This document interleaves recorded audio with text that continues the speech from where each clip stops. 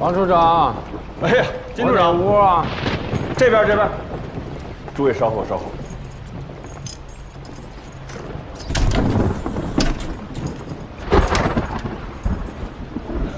金处长，条件简陋点，多担待。牢房而已，何必处长？秦处长，这话可就寒心了啊！大佐不是说了吗？老鬼只存在于你5人当中的1位，其他的呢，都是同僚朋友，不过是审查嘛。白天就当是上班了，接受大佐的审查；晚上下了班，全当度假。金处长，您就带个头吧，啊，早一点把老鬼给抓出来，咱们就平安无事，皆大欢喜了。回头啊，我跟他们4位串个供，一致供出，这老鬼就是您王处长，这样才叫平安无事，皆大欢喜。各位晚安。晚安。吴大队，行。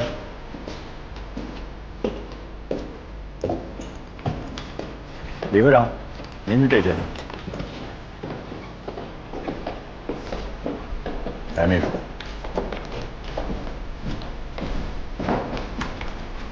行。谢谢。顾小姐。行。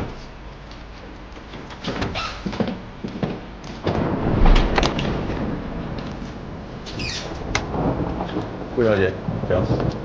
这是你的房间，龙川大佐专门为你选的。叫顾上尉。是，顾上尉。啊，这间房子原来是前虎一的2太太住的。奇怪的是，没人见过她，只知道她比前司令小20几岁，还是留过洋的女学生，才貌双全。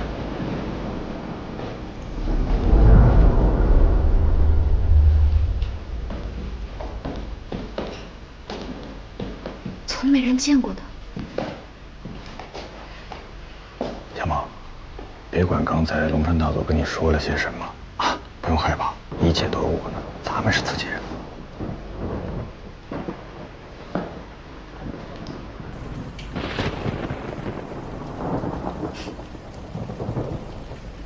王处长，您的衣服是司令部统一派发的吧？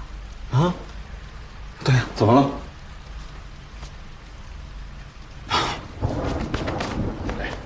刚才不是收拾房间来着吗？况且我也不知道今天能碰见您，要早知道一定换一身干净体面的。我父亲跟我说过，人在最不自觉时候的样子，就是他在这个社会上真正从属的位置。比如说，就像今天，你不知道你今天会遇见我，所以就穿成了这个样子。可是你又为什么会觉得顾明章的女儿进了裘庄，就要靠你王处长的庇护啊？顾小姐，你是顾传王的女儿，从小吃穿用度都是最好的，这是你的体面。我这个特务处处长的体面就是好好办差。不早了，早点休息吧。都说这个裘庄闹鬼，不过这房间肯定没有，我已经好好查过了。晚安。站住！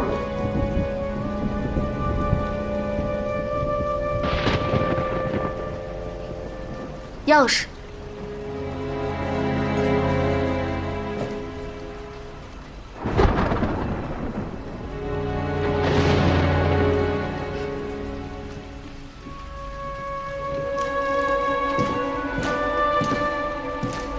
顾少，钥匙只有一把，好好保管。放着吧，谢谢。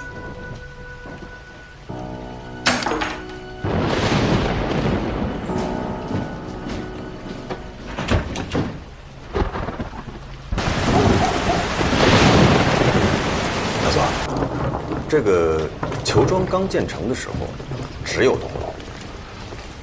后来是在何家搬进来之前吧，裘老庄主找了一个风水大师给看了一下罗盘，这才决定建西楼。而且必须要和对面的东楼一模一样，说是要镇邪。再后来嘛，裘老庄主过世了，这个大少爷呢？王处长，你对裘庄知道的不少啊。大佐，您也知道，出身就是市井之间，都是道听途说的。渴望权力。您说什么权力？对称在建筑学上象征着威严和权势，把自己的庄园建得像镜像一样绝对对称。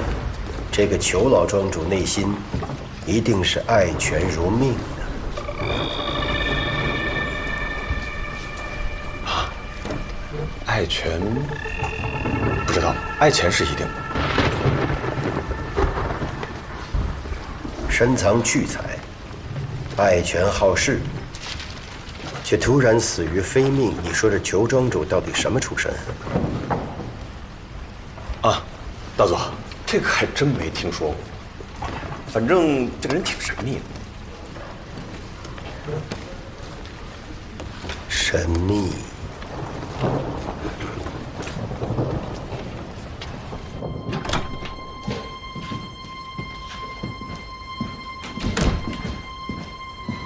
大佐，都准备好了。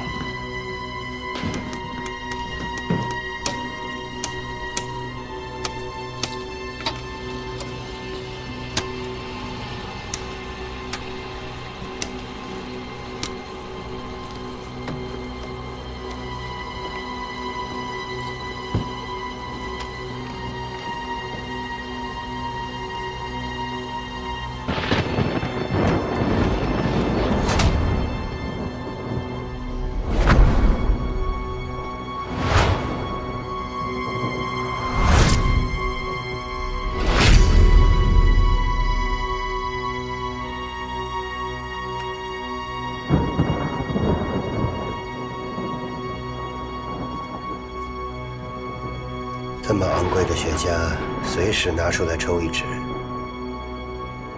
太奢侈了吧？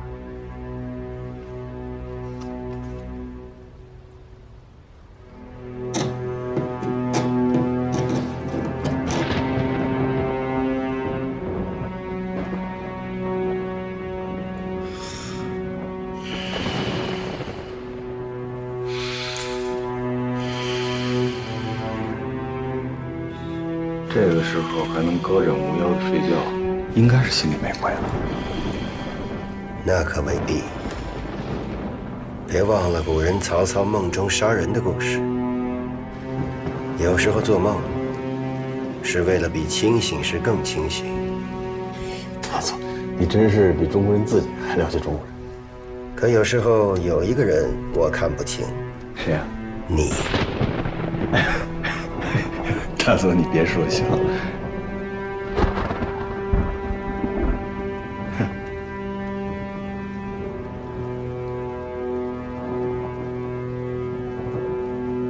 他在干嘛？炒美金、炒英镑的，天才也要吃饭，更何况她老公还是个废物。临进裘庄之前，李宁玉特别央求让我把报纸给递进去。我一想，不过就是跑纸嘛。啊，对了，李宁玉好像还向顾小梦借过钱，要炒美金。这两个女人的关系应该不错，是吗？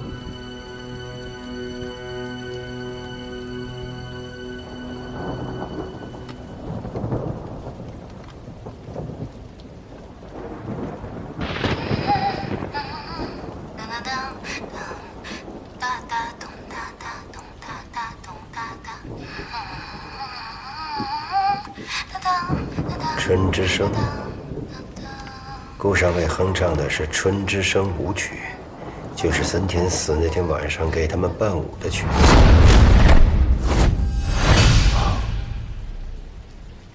他哼这干嘛？太晦气了。哼。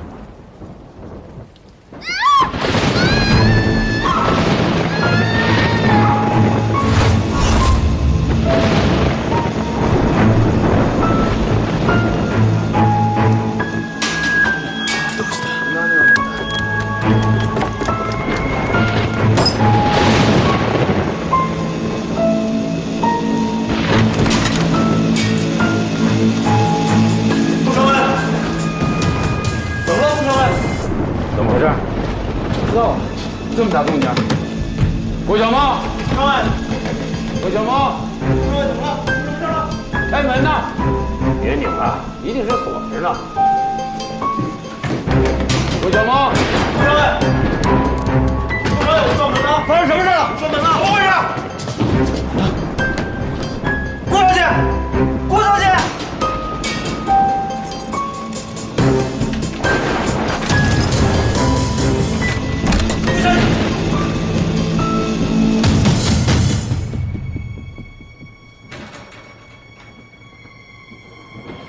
小茂，你这么大动静，你吓死人呐！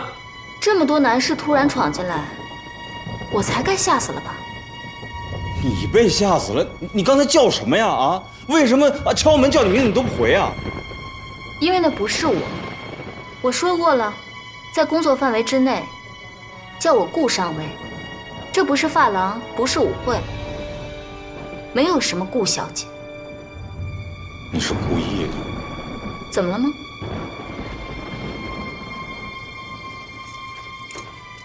哦，对了，这球庄居然有老鼠。哪儿呢？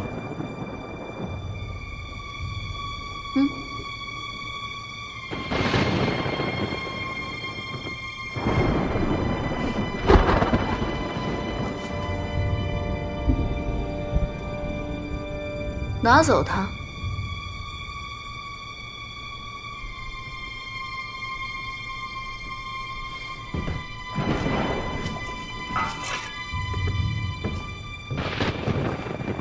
站住！把备用钥匙留下来。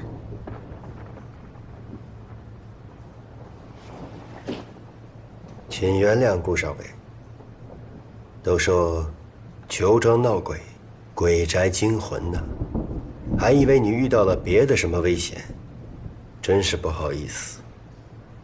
不怕裘庄有鬼，就怕裘庄有老鼠。恶心人！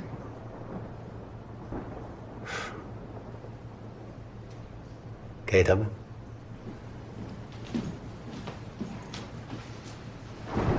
顾上尉，别有下回了。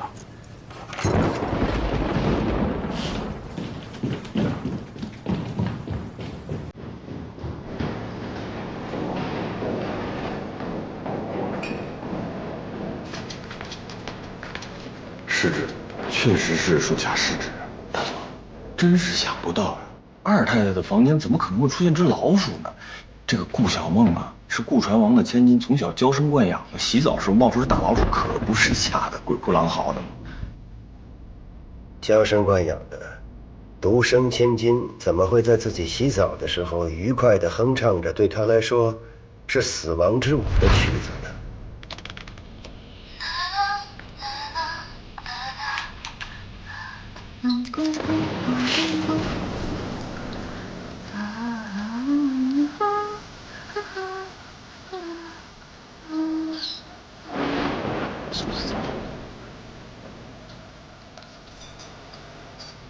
那大佐，您什么意思？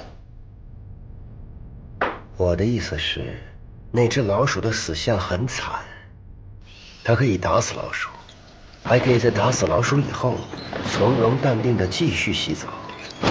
那它为什么要惨叫？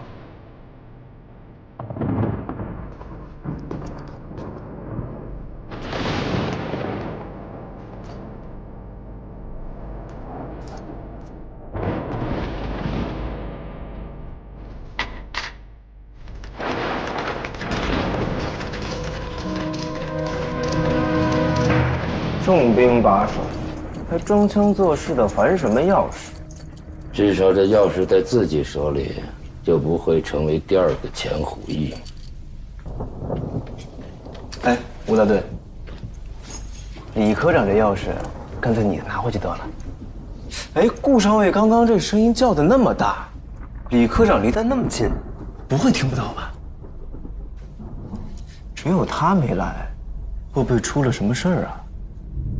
你还担心李科长？李宁玉比我们三个男人都聪明。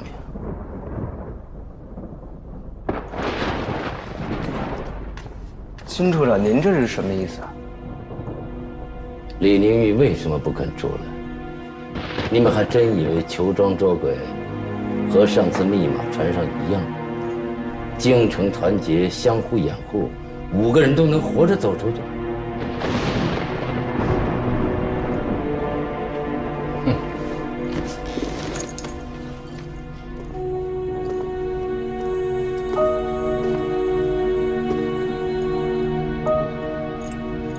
裘庄是要死人的，保管好自己的钥匙，在熬过日本人之前，先要小心，别让自己的人给害了。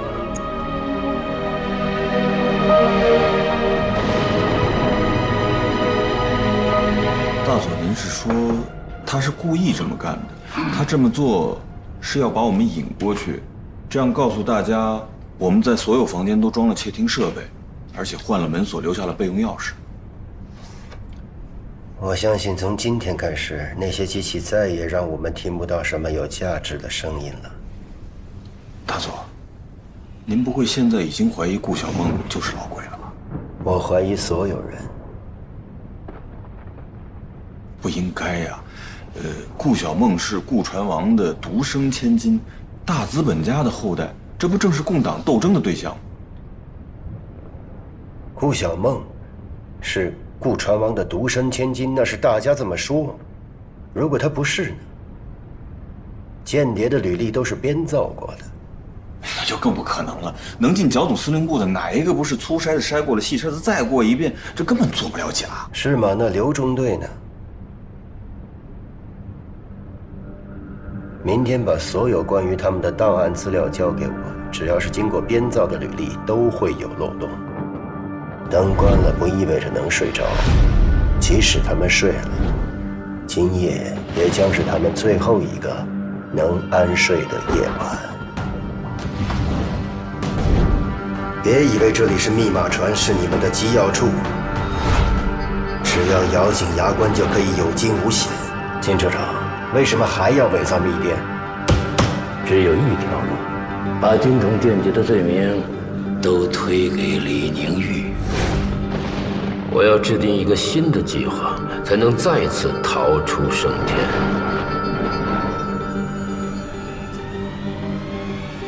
记住，这里是裘庄，是你们的法庭，你们的监狱，你们的刑场。不要抱任何幻想能够活着离开这里。明知道我只会杀人，趁着点本事能够救你出去。我要活着，只有活着才能送他出去。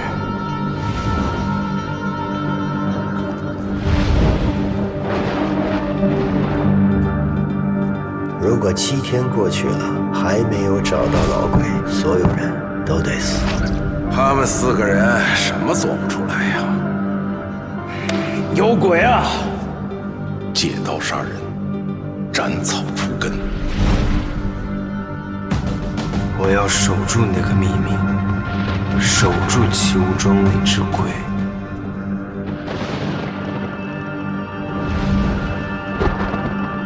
藏得再深的鬼，在强光底下，也该现形了吧？按照李科长在船上播移的那封德军密电，恭喜大家，这份生死攸关的情报，成功地传递出去了。我要冒险一试，看看我们5个人中间，谁是那只鬼。遗憾的是，黄雀没有掌握足够的信息，但是他可以确定一点，情报是在船停靠当天传递出去的。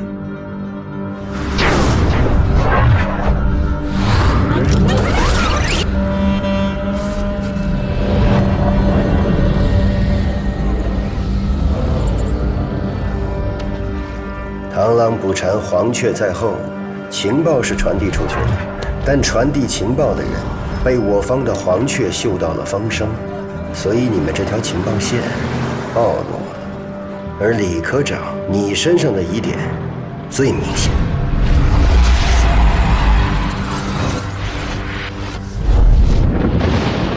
我要找到那个人是谁。这个日军的奸细潜伏进了我们情报系统的上层，被困求状，我不能只保全自己，还要找到外面那个奸细黄雀。好在他不知道我是谁，只知道我的代号老鬼。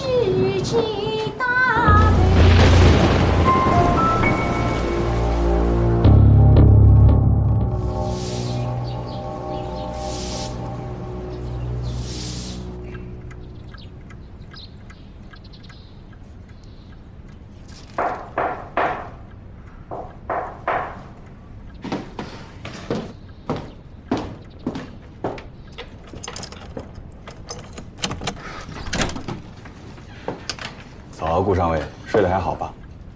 王处长，现在是早上6点钟，昨天晚上又折腾到1、2点，就算我们是囚犯，也总得让我们睡觉吃饭，这样才有力气接受你们的调查。再过1个小时回来叫我吧，我再休息一会儿。怎么？你还有什么事吗？顾上尉，龙川大佐确实是吩咐我半个小时之后再来敲门，然后让你直接去西楼接受审查。可是我不愿意这样做。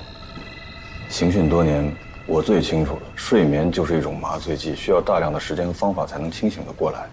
如果醒来半小时之内直接接受询问，那是一个人抵抗力最低的时候。所以我希望顾上尉你少睡这半个小时，好好跟我生生气，清醒一下，然后再去接受龙川大佐的提问，如何？王处长，你不是在帮我，而是在害我。你为什么会这么想呢？这疑犯才需要清醒脑袋，我是个无辜人，我干嘛要清醒啊？你这样格外关照我，是要把老鬼的嫌疑推到我身上啊？顾小姐，顾传王和他那些体面的朋友应该都是正人君子，所以他们从来没有教过你什么叫三人成虎，人心险恶。可你自己应该知道啊，在密码船上，你们不就一起活生生把金圣贤给说成了苏联间谍吗？只不过这次换成你们要推出一个人来送死了。啊，我忘了告诉你，金生火现在就在龙川大佐的房间里。你猜，他会说谁是老鬼？如果我们5个人当中有老鬼，一定是顾小梦。你有什么凭据吗？在他进入司令部之后，才出现了泄密。在这之前，整个司令部几乎是铁板一块，从无漏洞。他这个人口无遮拦，任性妄为，像鬼子这样不堪入耳的话，他张嘴就来，这还不能说明问题吗？可他是顾传王的独生千金呐，这样的家世，他的出身可能成为一名中共间谍吗？英国的间谍里，据说还有印度公主呢。哦，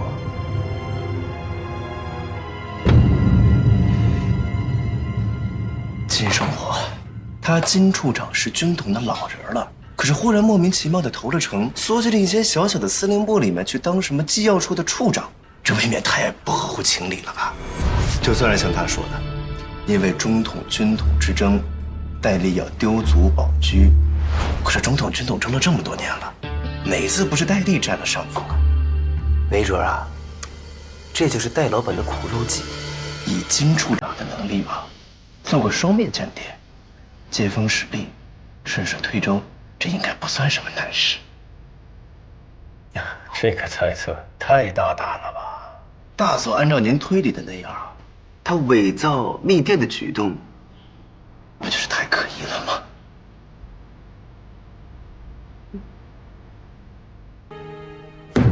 白小年，就他一个人？对，就他一个人。理由呢？他可以凭闻到女人头发上的香味，就知道他头一天晚上见了什么人，和这个人什么关系。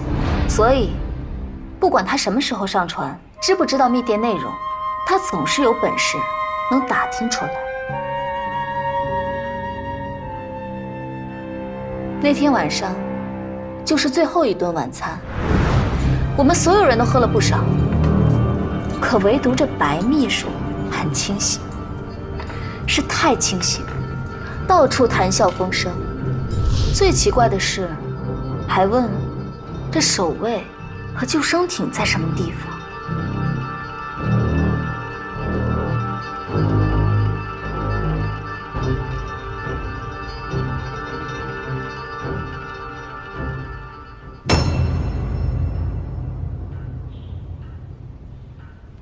在你之前，我跟3个人谈过，当然也有人揭发你就是老鬼。时间就是生命，别再浪费我们的生命了。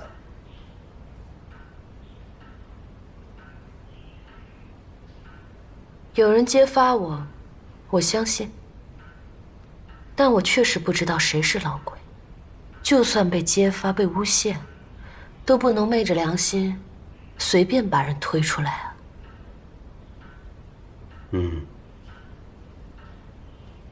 可是你自己就没有怀疑的对象吗？不怀疑。你撒谎，李上校。你在刚才说不怀疑3个字的时候，眼睛眨了一下，说明你有一个怀疑的人，为什么不说出来呢？说吧。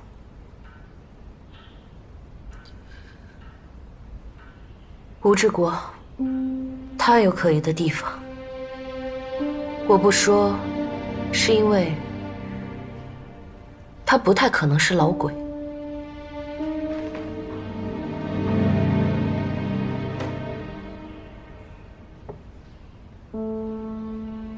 理由呢？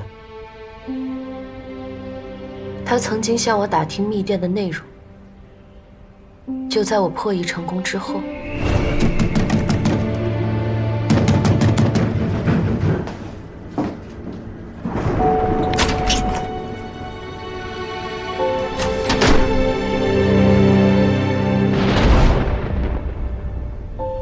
他向你打听密电内容这件事，有什么人能证明吗？没有人能够证明。他是自己一个人来的，就在我的仓房里。那你又凭什么断定他不会是老鬼呢？吴大队长一路升到这个位置，都是靠人命堆出来的。只要抵抗日本人的，他都杀。这里头一定少不了中共的人命。请问大佐，有这样的中共特务吗？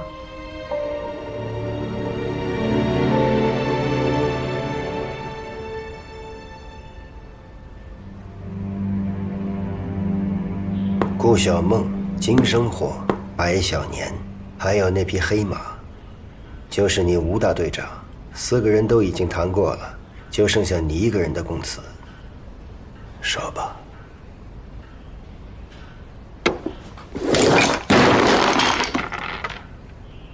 你敢陷害我，我弄死你！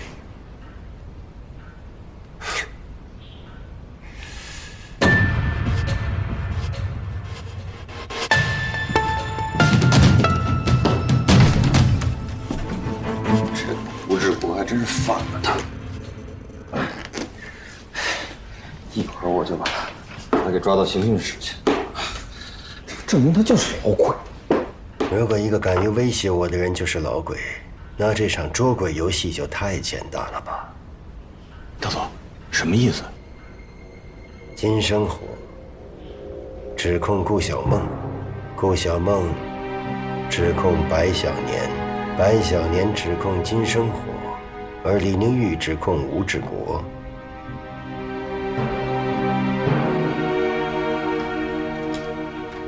呀，只有李宁玉没关系，这不咬上罗圈架了吗？可他们当中的指控分明在为自己洗脱嫌疑，比如金生火指控顾小梦。在他进入司令部之后，才出现了泄密。像鬼子这样不堪入耳的话，他张嘴就来。捕风捉影，毫无根据。一个戴笠一手培养起来的间谍捕手，如果他怀疑一个人，必定是一剑封喉，怎么会说出如此轻描淡写的分析？对，正说明了啊，顾小梦他不可能是老鬼。您看啊，一个间谍怎么会这么明目张胆地说出自己的不满？潜伏进来的奸细正应该表现得忠心耿耿才对。是吗？依我看，没有人比王处长更像这个内鬼了吧？大佐，这话可不能开玩笑吧？生死攸关，我从不开玩笑。我倒真的希望王处长身上没有隐藏什么秘密。绝对没有。赌咒发誓的话就不要再说了，不要浪费我的时间和生命。让我们再来看看这个白小年吧。白小年指控金生火，用的理由恰恰是我昨晚指出的伪造密电。大佐按照您推理的那样，他伪造密电的举动，不就是太可疑了吗？也就是说，白小年比金生火更值得怀疑。金生火的怀疑基本可以解除了。虽说他抽雪茄串供非常可疑，但多半是为了自保。伪造密电恰恰证明他不是内奸，一个真正的老鬼。他一定希望李宁玉破译出密电，而不是拿一个假电文来帮他过关。不对呀，大佐，昨天晚上是你先说金生火伪造密电正是他身上最大的疑点。为什么我昨晚要指出每一个人身上最可疑的地方呢？为什么？而李科长，你身上的疑点最明显。小梦，服下前的一场梦。可惜你这么一个家人，也上了密码船，甚至涉嫌杀害森田大佐。金处长身上最大的嫌疑之处就在于，你太不主动了。就时间而言，你没有可能窃密。但是如果情报是你发出去的，这就说明老鬼是两个人，一个是你，一个就是吴大队长。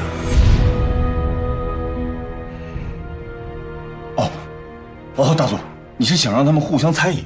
所以，我的指控是真是假，合理与否都不重要，重要的是我要破坏掉他们每一个人的安全感，摧毁他们5个人的信任联盟。既然是无中生有的指控，心中没鬼之人自然不会反驳，而那些利用我的指控急于推出一个老鬼的人才最可疑。也就是说，最值得怀疑的是白小年。白小年是张司令的机要秘书，他最具备接触到机密情报的便利条件，而以他的性格和能力，也完全符合一个谍报人员的要求。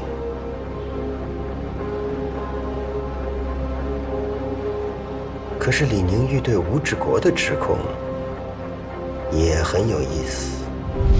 没有人能够证明他是自己一个人来的，就在我的仓房里。一个没有任何证人来证明的逻辑，却无懈可击。我们该相信谁呢？大佐，那干脆我直接把吴志国、白小年带进刑讯室。不，镣铐鼻鞭，往往是卑微者最低劣的刑讯手段。我希望看到他们自己跳上刑架，把他们今天说过的话都放出风去。虽然我相信多多少少，他们也都知道一些了。是。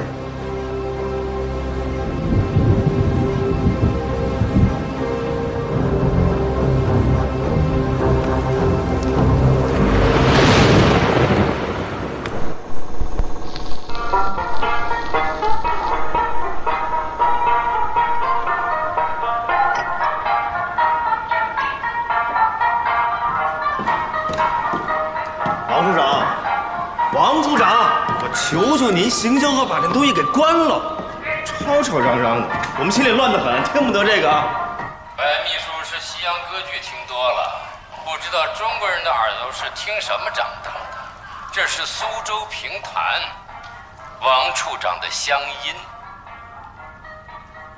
王处长，这段闹江州讲的就是宋公明浔阳江头提反诗，黄文炳诬告义士遭灭门，没错吧？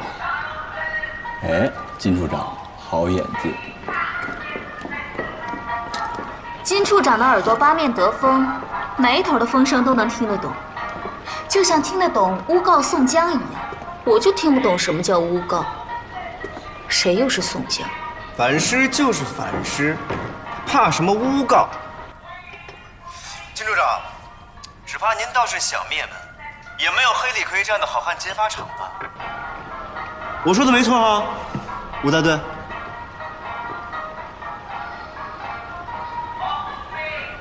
金处长刚刚说的对，我们苏州有3绝：宋诗评弹、绣花娘；扬州也有3绝：瘦马盐商、断肠汤。今天晚上大家吃的就是第3绝：断肠汤、河豚。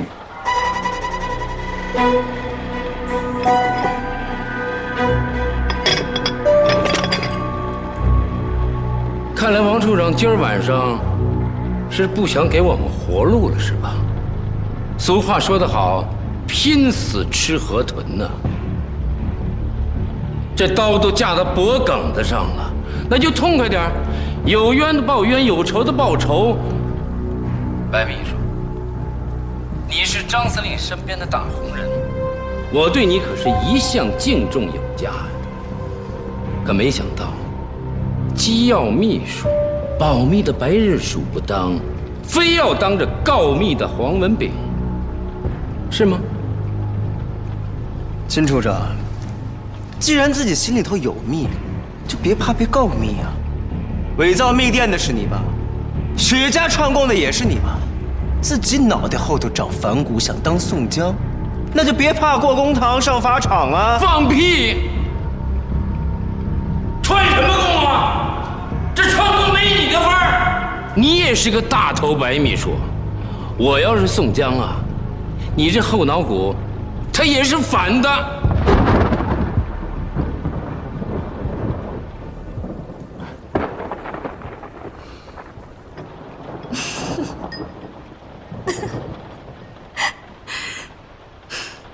顾省委，我这话有这么好笑吗？这一屋子数典忘祖，巴结着日本人升官发财的汉奸，哪个脑子后面没长反骨？我看呀，这没长反骨的，就是真老鬼。金处长，怎么办呀？我又骂皇军了。你再像那个不阴不阳的龙川肥原告我呀！白秘书有句话说的不错，提了反诗，就别怕告密。姓金的，你不是最会整人吗？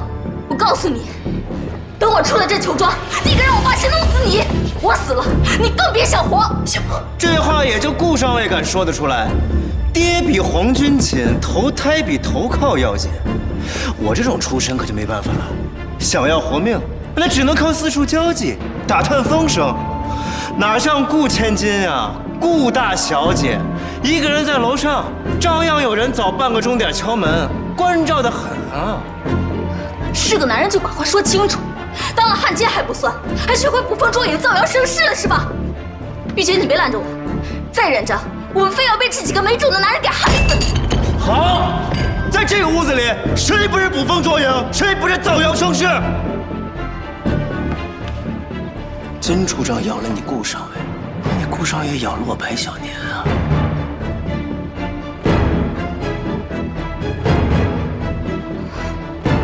我呢，不好意思，咬的是金处长。一人一口，谁都别想咬！这一屋子的汉奸，黄文炳出卖者。就吴大队长算条真汉子，可是也死得最冤。披肝沥胆，掏心掏肺，到给人家卖的最痛快。你们这帮人啊，不想当华文炳，那就得成林冲。你们敢吗？啊！不敢，就给我忍着。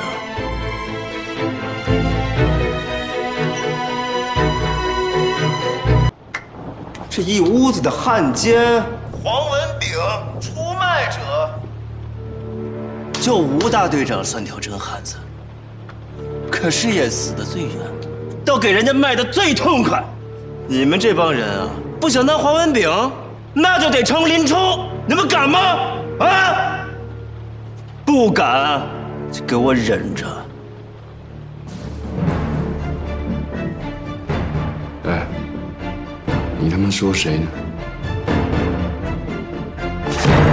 他们说谁呢你？住手！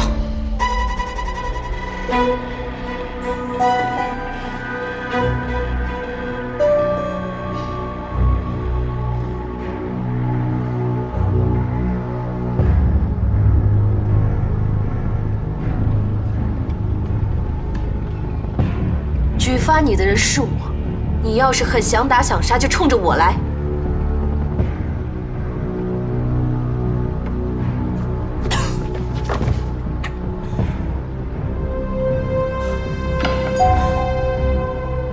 我的命就在这里，要动手就别拖了。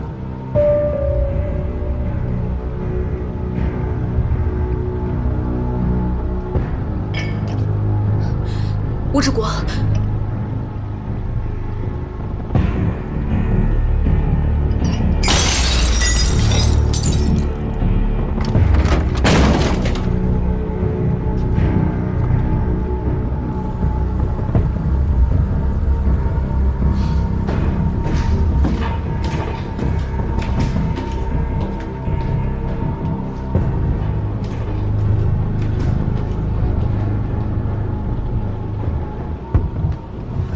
玉姐，我们走。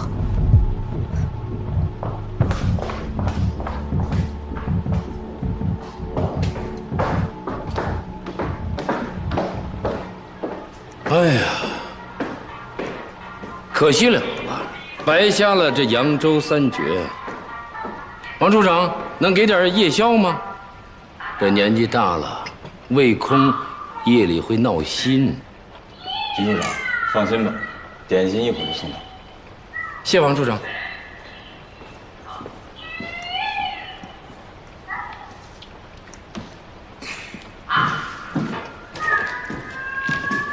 来，那个，这夜里多加小心。多谢王处长提醒，我今夜一定锁好。哎，对了，王处长。不会有第3把钥匙了吧？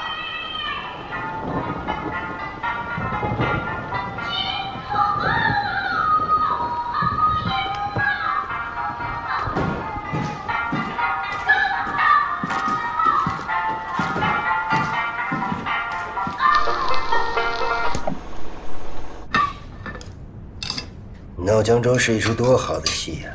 可惜你们这些人，居然没能听懂。大佐，您分析的太对了，那个白小年确实嫌疑最大，一晚上就属他最闹腾了，先惹金生火，然后骂顾小梦，到最后连吴志国那个杀星他都了不。这明显啊是心虚则乱，要我说他是故意把水给搅浑了，嫌疑他起码占8成。可是李宁玉那句话是什么意思？哪句啊？我的命就在这里，要动手就别拖了。他那些破事儿，整个司令部的人全都知道，吴志国一直对李宁玉有意思。李宁玉呢，结过3次婚，现在这个老公又是个废物。就在进裘庄那天下午，李宁玉的老公还跑到新屋大闹了一场，气得吴大队差点当众杀人。如果他们2个是这种关系，李宁玉居然去举发自己的情夫，太莫名其妙。说不定李宁玉对吴志国已经厌倦了，然后想借大佐您的手，借我的手。你要这么说，那李宁玉可是天下最狠心的那种女人吧？算了，赶紧吃吧。我有种预感，今夜会有一场好戏。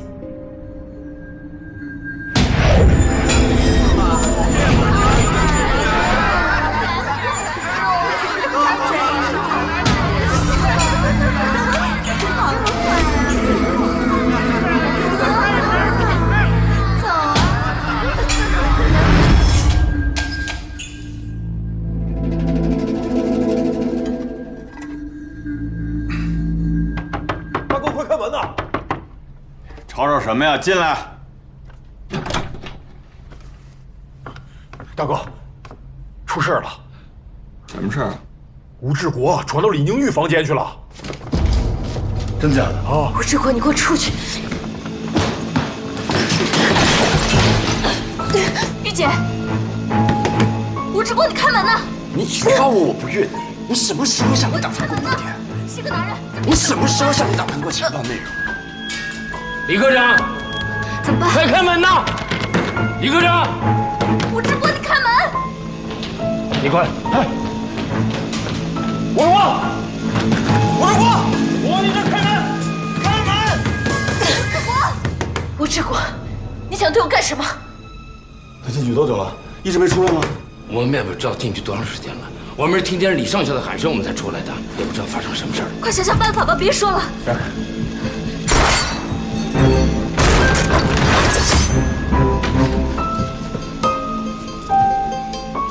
吴大队，你冷静啊！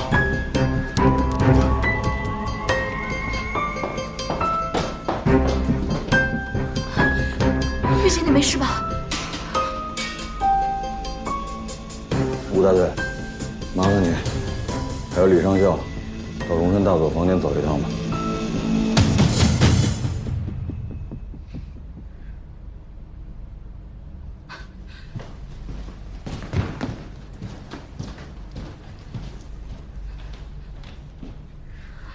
没事了。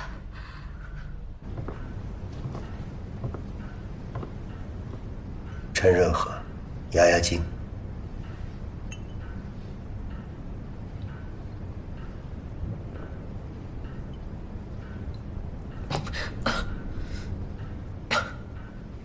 吴大队长，李上校一介女流，你深夜闯入闺房，把人家吓成这个样子，不太合适吧？没什么不合适。全司令部上下都知道我跟他就那种关系。哪种关系？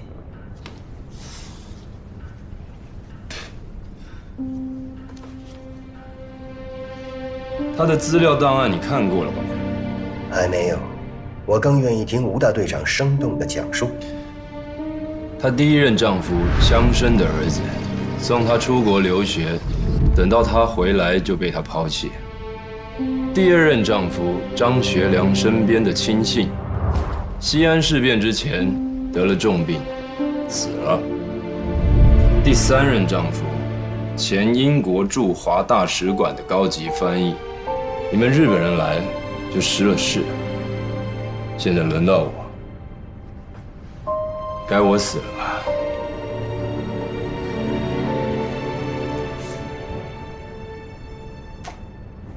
真是好辩解呀！三言两语扯掉了几个扣子，吴大队长就想说服我相信，李宁玉指控你是老鬼，只不过是一对小情人之间打打闹闹，爱极成恨。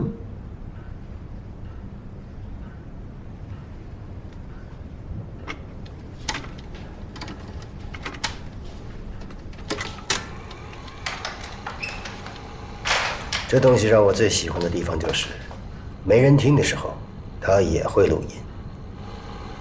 你怎么能进来？你干什么？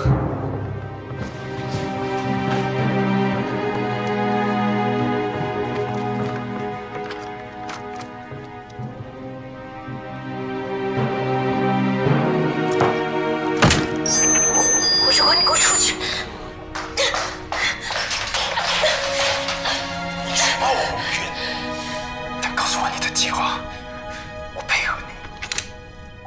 没想到还留下一只窃听器。吴大队长，下次打扫房间可得彻底点儿。我没有任何计划。你向我打听情报内容，我觉得可以，就报告给龙川大佐。可我也说了，你杀了太多人，绝对不可能是老鬼。我什么时候向你打探密电？我什么时候向你打探过情报内容？为什么你对我也要说谎？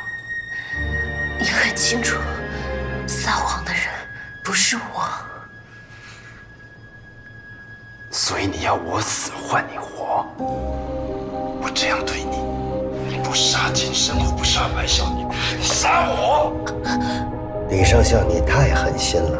就因为我知道你杀了森田，所以你举报我。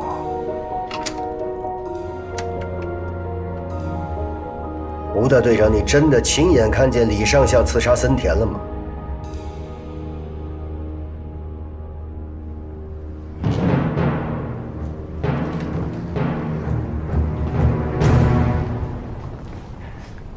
没错，我是说过，我只追查谁是老鬼，不追究森田的死亡。但如果刺杀者是李上校，那情况就不同了。他刺杀森田在前，构陷你灭口在后，最有可能，他就是老鬼。吴大队长，这是你洗脱自己嫌疑最好的机会，说吧。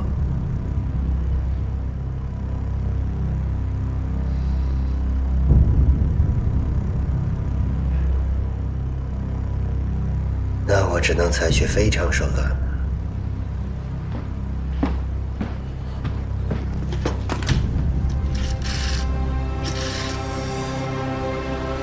请王处长过来一趟。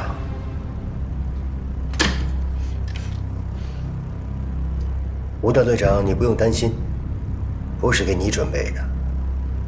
刑架铁鞭对女人更有效。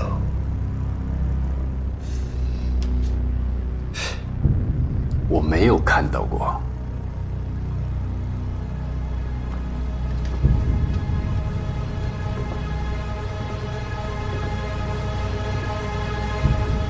那你为什么要说谎呢？难道当你明知道只有李宁玉能听见你讲话时，你也会说谎吗？他要报复我，他要杀了我，最好的办法当然是把我诬告成老鬼。如果他真的看到我刺杀森田大佐，为什么在一开始不肯向大佐您坦白？所有人都知道他对我有非分之心，如果捏住我那么大的把柄，为什么不逼我就范？可见他根本是在捏造谎言，就是为了报复我对他的指控。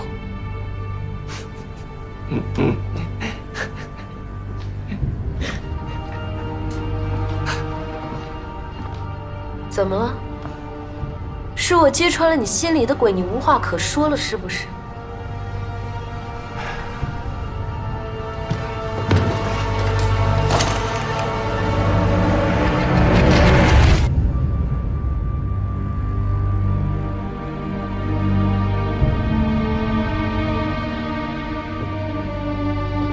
吴大队长，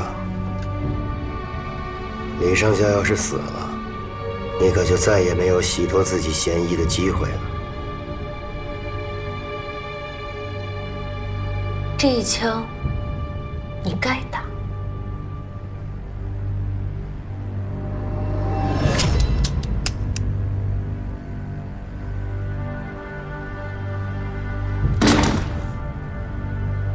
你插的刀我不拔，要杀就来吧。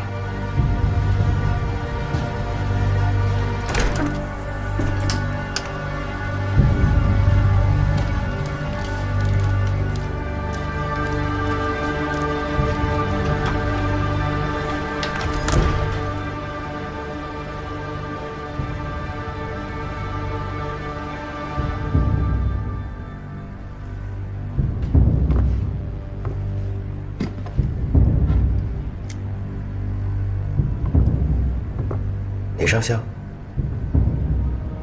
别怪我刚才袖手旁观，你也看见了，枪里没有子弹，可是让我感到好奇的是，像吴大队长那么一流的杀手，片刻之间就能感到没有子弹，那他为什么还那么冲动？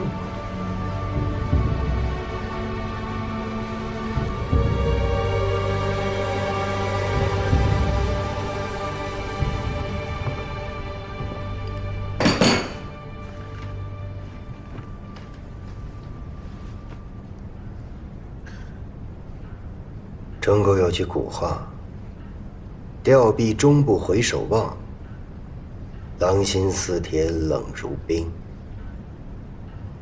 好了，现在大佐可以带我去审讯室，查清森田大佐之死是否跟我有关了。不必了，我相信李上校没有刺杀森田。据说，当时李上校的右手受了伤。在那种情况下，不可能一击命中。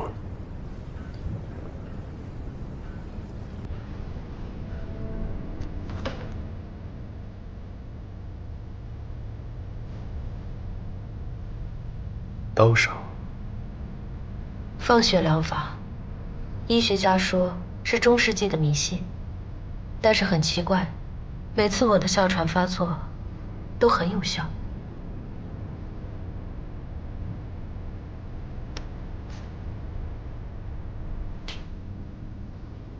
刀口左浅右深，看来是有人帮李上校治疗了。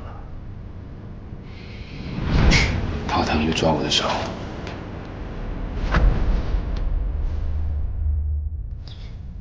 以前发作的时候，都是他。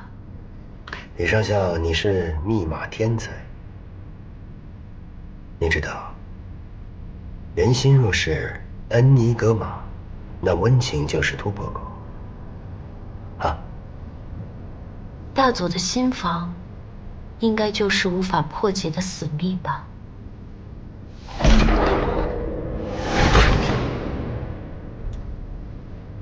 王处长，带李上校回房间休息，顺便把门锁换了。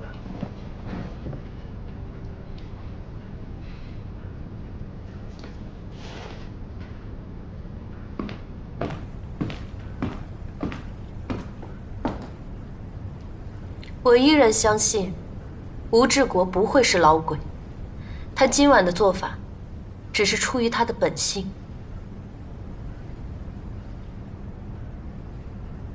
他的本性，睚眦必报。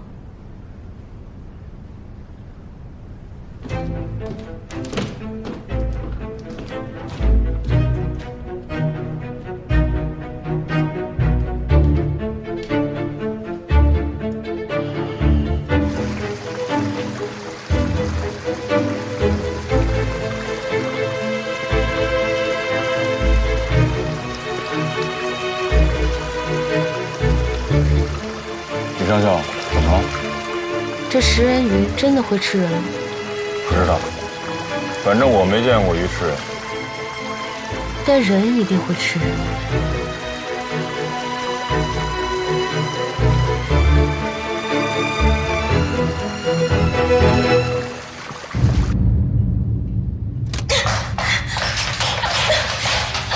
你举报我无孕，但告诉我你的计划，我配合你。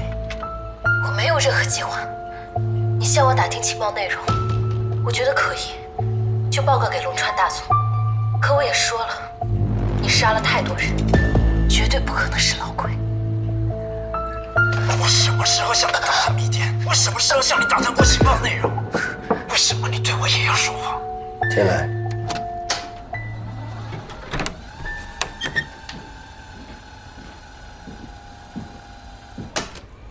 大佐，人已经送回去了，我专门安排了2个人守在门口，绝对出不了乱子。你的计划，我没有任何计划。你向我打听情报内容，我觉得可以，就报告给龙川大佐。可我也说了，你杀了太多人，绝对不可能是老鬼。这个吴志国肯定就是老鬼。打探过情报内容。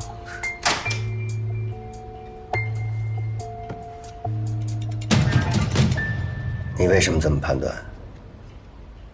为什么不可能是李宁玉呢？您怀疑的是李宁玉？在没有充足的佐证之前，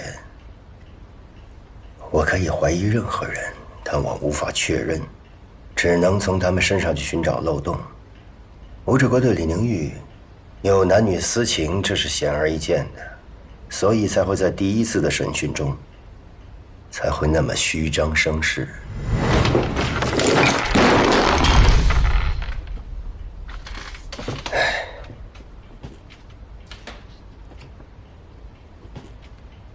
他的真实目的就是为了激怒我。你敢陷害我，我弄死你。好让我把所有的注意力都集中在他身上，掩护李宁玉。一个中共的高级间谍不会如此任由自己的私人情感胡来，从这点上来说，他不像老鬼。如果按照大佐您的推测，吴志国深爱着李宁玉，那他又怎么会泄露李宁玉的秘密呢？难道说他真的自以为已经彻底毁掉了房间里所有的窃听设备，这才放心大胆地吐露真言吗？你不这样认为吗？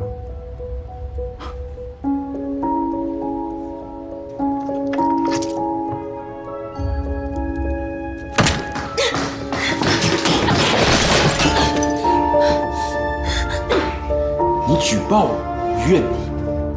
你的意思是，吴志国故意留下一只窃听器，以便指控李宁玉。李宁玉先指控的他，如果他直接举发李宁玉刺杀，那大家都会认为他是在报复。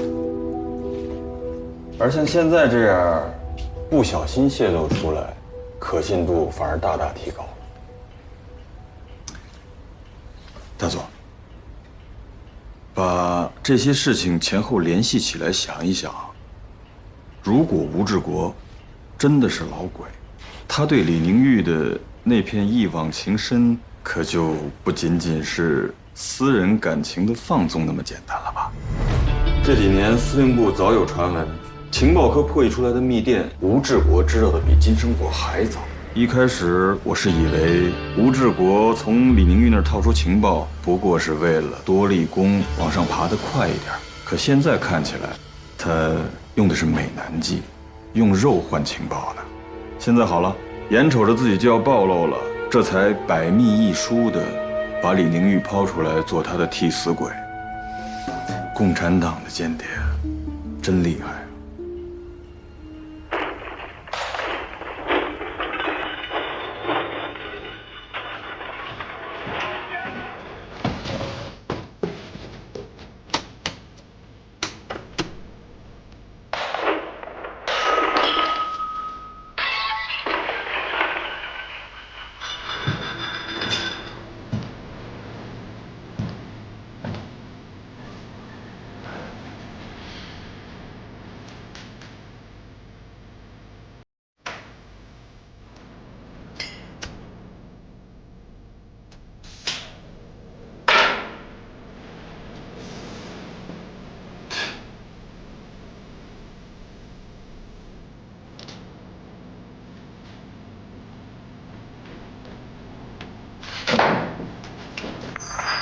你从那声音里听到了什么？啊，吴志国正在砸他房间里的窃听器。不，是懊悔、羞愧。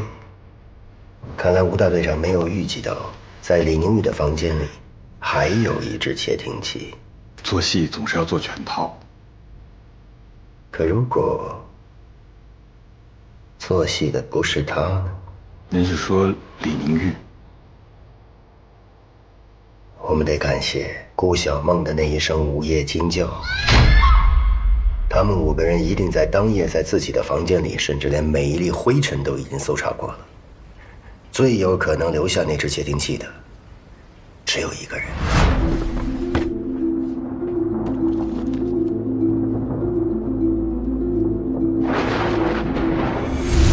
李宁玉故意安排的窃听器，可是他怎么可能估计得到吴志国进屋之后都会说些什么呢？好像现在一样自暴其短。那李宁玉也太蠢了吧！放血疗法，在自己的血管上先来上一刀，放出毒血，想要救回一条命。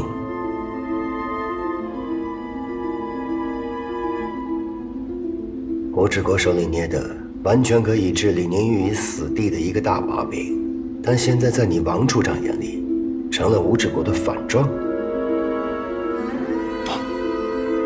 大佐，如果反过来想想，李宁玉确实有一个大把柄捏在吴志国的手里，那他怎么胆敢在你的面前一口咬死吴志国？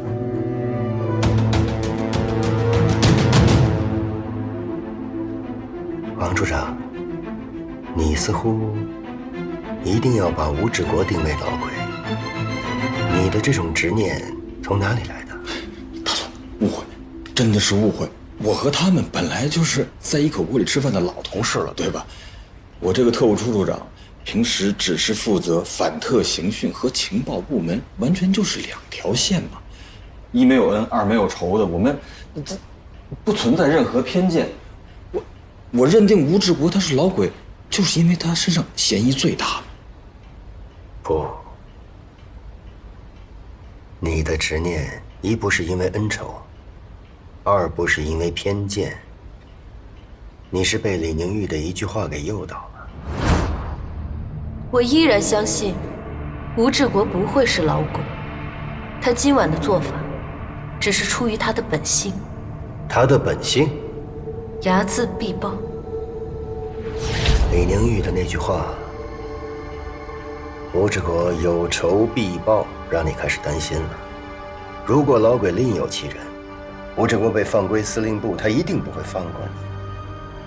从那一刻起，你就开始接受了李宁玉的心理暗示，收集所有对吴志国不利的痕迹和证据，并且建立了一套逻辑推理，一定要把吴志国定为老鬼。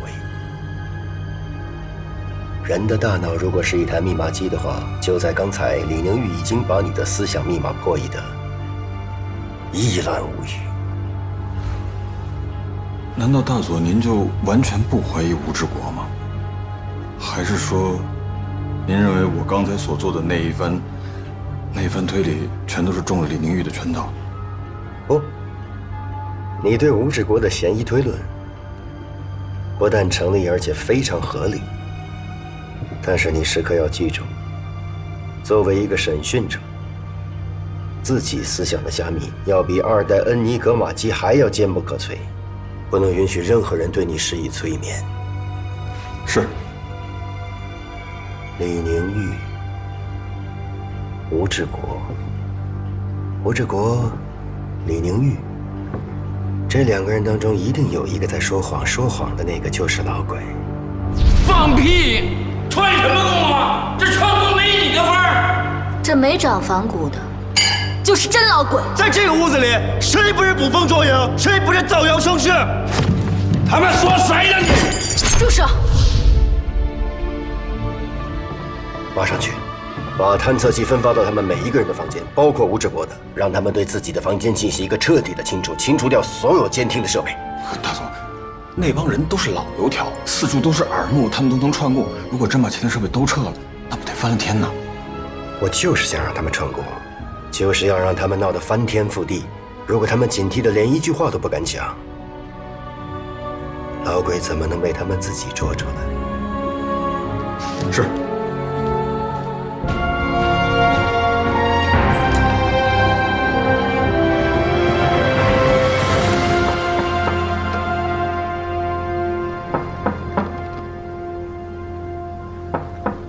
郭上尉，怎么？吴志国闯进李宁玉的房间，你也要闯进我的房间吗？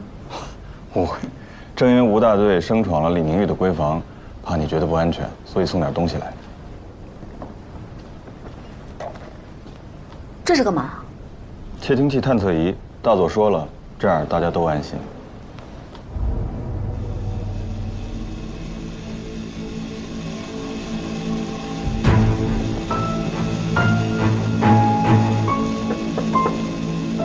秘书。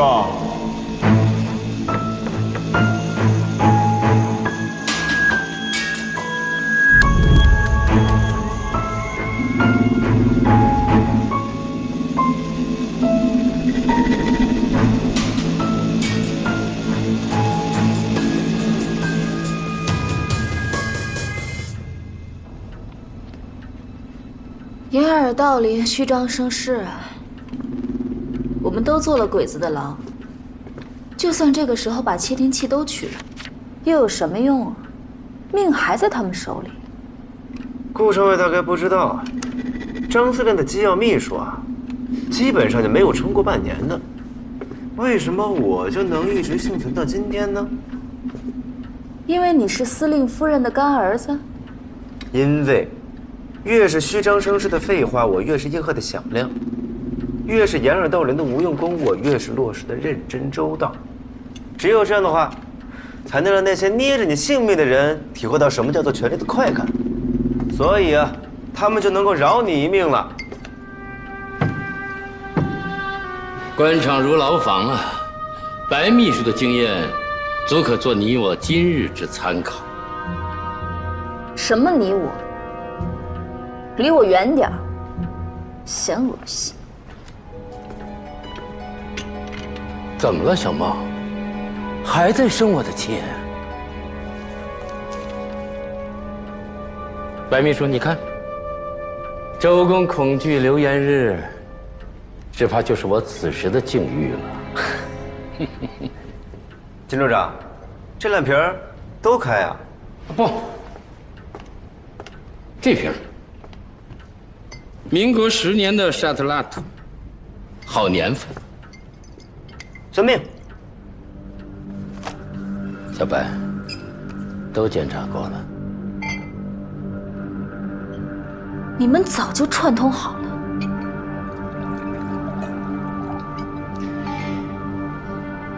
龙川这种1对1的审问，在军统那边有个特殊的称呼，叫魔鬼投票。一旦有人被投了数票，或者没有被投票，就会遭到特殊的怀疑。至于我们5个人谁会投谁的魔鬼票，在头天晚上，我都推测过了。他吴志国嘛，以他的个性，我估计他谁的票都不会投。李宁玉生性高傲冷漠，他绝不会指控一个比他更加弱小的顾上尉。当然，作为他的直接上司我，他也不会指控。如果他指控了我，就说明他长期以来对我的内奸行为毫无察觉，这对于他来说是个极大的耻辱。吴志国作为他的情夫，他当然也不会指控。这剩下的只有你白秘书了。至于顾上尉，他任性散漫，这感情动得比脑子快，人动得比情势急。这5个人当中，他应该最厌恨的就是吴志国了。剩下的就简单了，我投你一票，你白秘书投我一票，全齐了。金处长出来的早啊。一无所知，当然出来的早。但是由于时间紧迫，周围又都是他们的耳目，所以我和小白就只能不告而别了。只可惜这3个人，你猜错2个，白小年、吴志国。这女人心海底针呐，我真是摸不透了。看来我金某真的是老了。不过好在啊，歪打正着，也倒是没有坏了什么大事。歪打正着。金处长刚刚说了，这是魔鬼投票，所以谁的票最多或最少，都会变成重点怀疑的对象。这5个人当中嘛，有4个人都有票，只剩下李明玉1个。金处长，你这是又要把所有嫌疑都推到李科长身上？你放心，小孟，这老鬼的嫌疑无论如何都推不到李宁玉身上。哦，顾上尉若是对共产主义的思想稍有了解的话，就应该知道，各国共产党都是极度自治的节欲主义者，李上校3意其服，而且现在还和吴志国纠缠不清。单从个人作风上，就不符合作为中共的条件。更何况啊，李上校呢，他的父母都是死于共产党之手。只要稍稍查查他的履历，就都应该知道，他这个人呢，绝对不可能是共产党。 5个人的档案都在这儿了，刚从鸡鸣寺调出来的。知道我为什么要让你调阅这些人的档案吗？应该是想从档案里找出老鬼的破绽吧。王处长，你对中统、军统这样严密的组织内部的结构和运作一无所知吧？哈，属下本来就是草莽出身，自然是不知道。 间谍需要身份，所以每一个间谍系统都有一个赋予间谍身份的组织。组织成员都是一流的小说家，他们会为每一个间谍编写一个庞大的故事，包括出身、性格、父母、爱人，甚至疾病、恶习，所有需要写入档案的或者不必写入档案的。 涉及到每一个微小的细节，他们是造人的上帝，是间谍的创作者。那也就是说，从这些档案里找不出老鬼的破绽了。间谍的剧本里没有破绽，但一定会有痕迹。痕迹？有人说，作家是被自己信仰操纵的木偶。